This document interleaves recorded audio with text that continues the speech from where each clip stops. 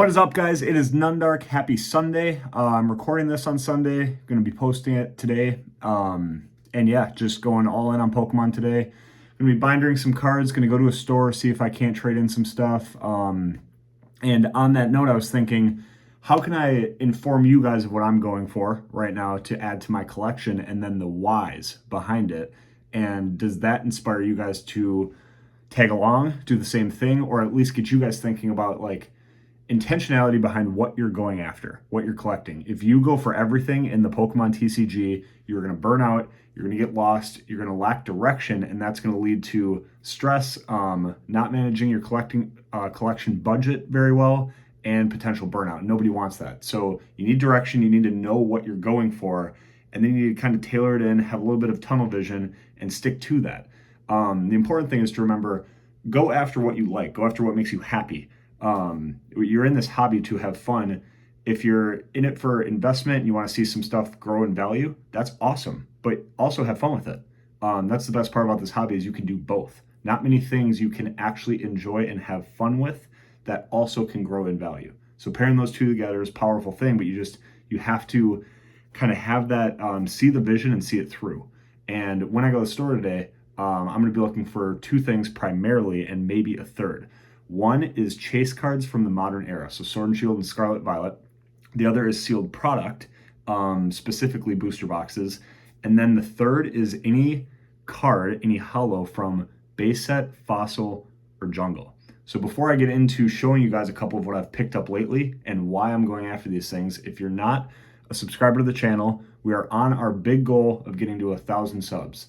1,000 subs is important for me because it allows me to monetize the videos, to give back, to not only kind of reward myself for what I'm trying to do here and just build a platform and put all this time and effort into what I love, but also giving information and content to you guys, but also the ability to give back. Start doing giveaways. Not all the product needs to be for me. I want to give some to you guys. I want to give some cards to you guys. I want to do live openings and streams where I can start to give back more, and getting to 1,000 subscribers would really help me do that. So that's just a goal I've set for myself, to just do more with this channel.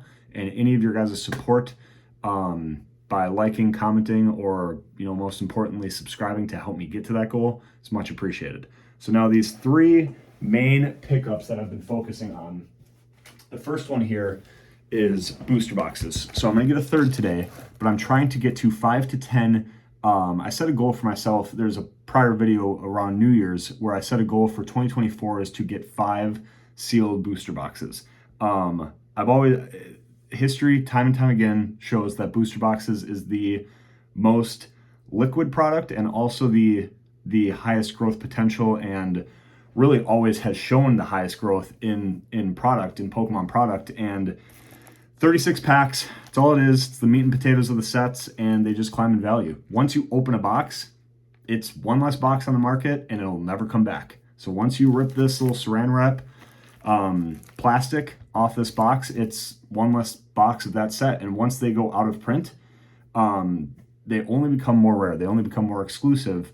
Singles will always exist. The more packs that get open, the more singles, actually, their population continually grows. Now, vintage cards, you're not going to see a lot of 9s and 10s and any more of those unless you open up very expensive packs and boxes.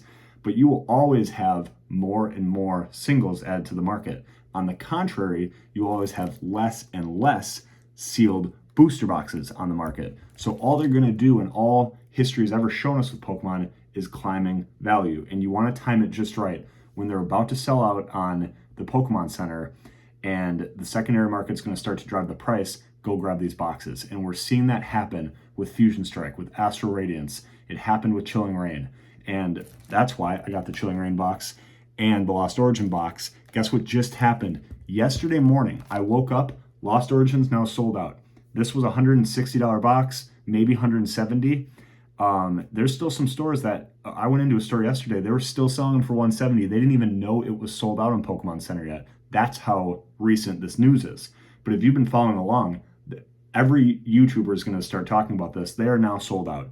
I would not be surprised if Lost Origin in a week's time is north of 200 and continuing to climb because of the Giratina, because of how strong the set is. It's a loved set, and I got this for $160 160, they sold out yesterday. This is going to shoot up. I'm trying to predict that now today by picking up a Brilliant Stars box or a Silver Tempest box. Brilliant Stars, I think, is going to be stronger. Everyone's got an opinion on that. That's for a different video, but I'm looking at adding booster boxes to my sealed collection. The second thing I'm getting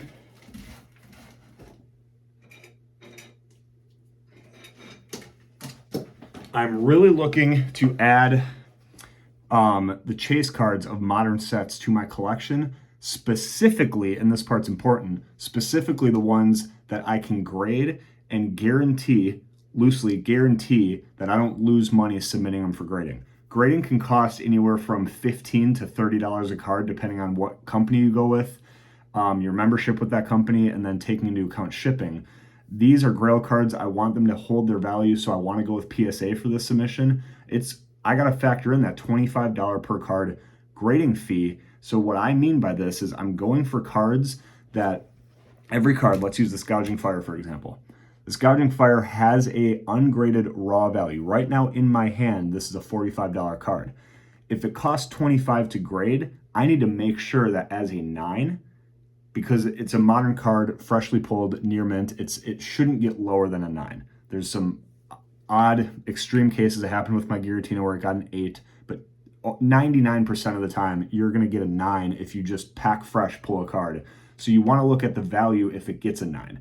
If do your pre-grading, make sure that it has a chance of getting a 10. If it's got some imperfection that's going to just instantly get a 9, why grade it? Unless you want it slabbed for your personal collection.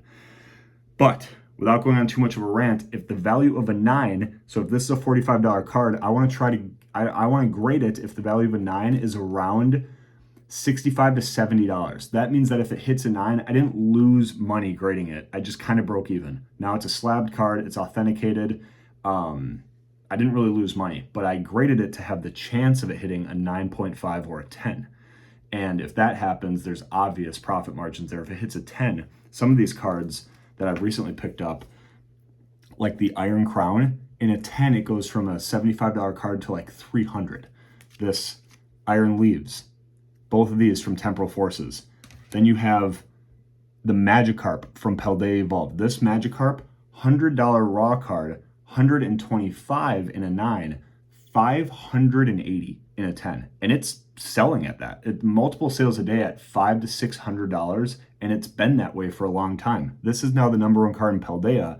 I want to grade this because even if it hits a 9, it pays for my grading submission. Now my Magikarp is slabbed, authenticated. I can display it, or I can still sell it off. I didn't lose money. If it hits that 10, oh my gosh, that just paid for 6 Magikarps. So that's what you got to look at. And then this Charizard from 151. Finally got myself, I've opened up 20 UPCs with my wife. Multiple binder bundles, tons of ETBs, never pulled a Charizard. Insane. Finally got one. This is going for $100 raw, about 125 to 130-ish in a 9, pays for the grading. If it hits a 10, over $300.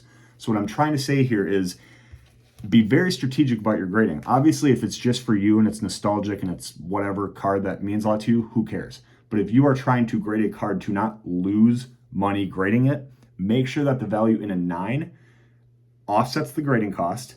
And then you want to look at those cards where if it hits a 10, it sets you up for a huge profit potential and, opening product and getting other cards down the road by hitting that 10.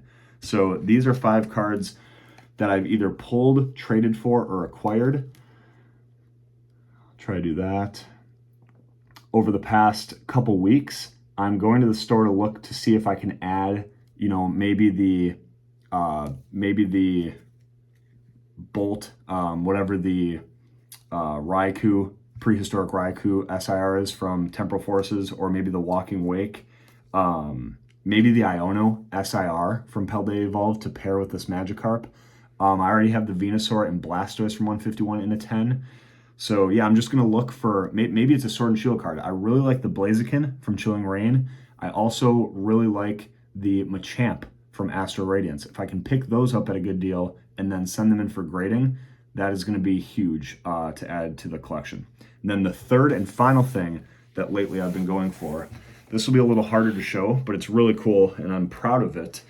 Not all these cards are near mint, but none of them really are damaged or heavily played either. They kind of live in that lightly played to, yeah, maybe at the heavily played to near mint range. But this is my base set binder. And as you can see, I am missing some hollows. So this is in numbered order. This is my base set, jungle, and fossil binder. And I have finally finished figuring out which cards I need by rebindering these in their numbered order. So I want to go to the store and see if I can't grab any of these hollows that I'm missing. And then here's page 2. Obviously a couple more hollows there, one more hollow there at the top, and then one non-hollow rare, and then a card here on this page that I'm missing. And then you get into the meat of the set, and I have it all. And some of these are first edition too, so this is a really cool binder. And then you get into fossil. Oh, then I have shadowless base set. So Alakazam and Mewtwo shadowless holographics. A lot of work to do here. So this is my shadowless collection. It's about half done, however, I'm missing most of the hollows. So to fill this binder and get a master shadowless set of base set, doesn't need to be first edition yet, but this is gonna be a little bit more of a feat. Then I do wanna fast forward here to, okay, so this is jungle.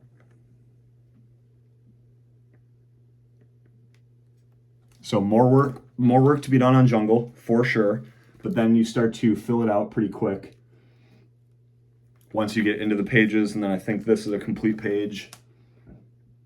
So it's just really cool to see some of these sets that I grew up on bindered in order. I'm doing really well on fossil.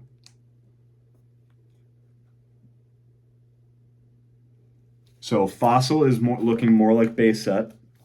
And I have a ton of first edition fossil cards.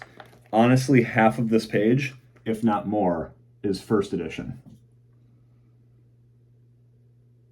So I almost have a first edition master fossil set other than the hollows. I'm looking to just fill this binder and make sure that there's no empty pages.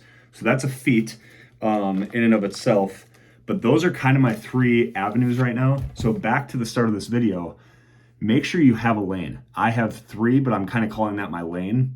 I'm going for sealed booster boxes, preferably in the Sword and Shield era, and the ones that are about to sell out on Pokemon Center or recently have that I can still find a good deal for. Then chase cards from modern sets that grade well. And then finally, base set shadowless, jungle, and fossil hollows to fill my binder. That is really what I'm looking for. So what that means is if I go to the store and I see Scarlet and Violet booster boxes, or things that I like a Temporal Forces booster box for a good deal that I could rip open, I'm going to try to stay away from that.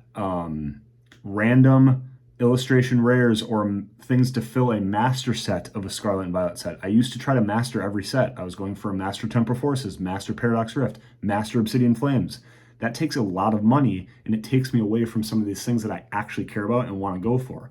Maybe I walk into a store and I see a really cool slab, but it's not a slab that grades well, or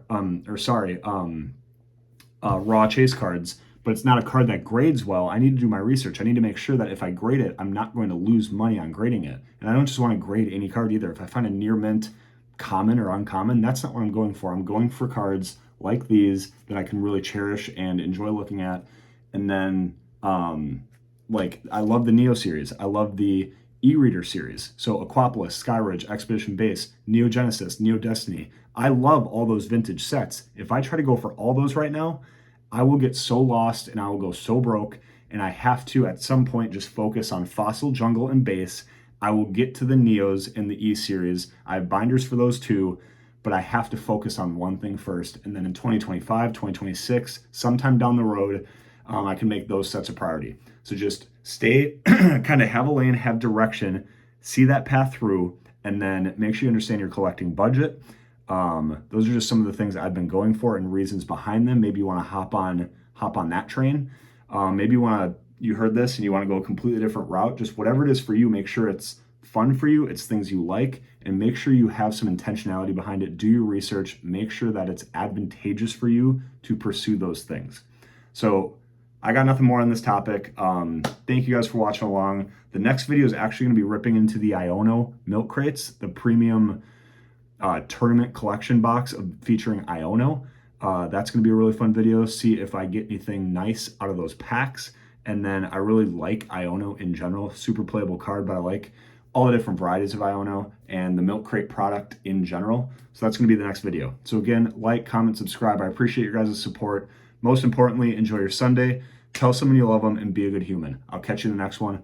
Peace.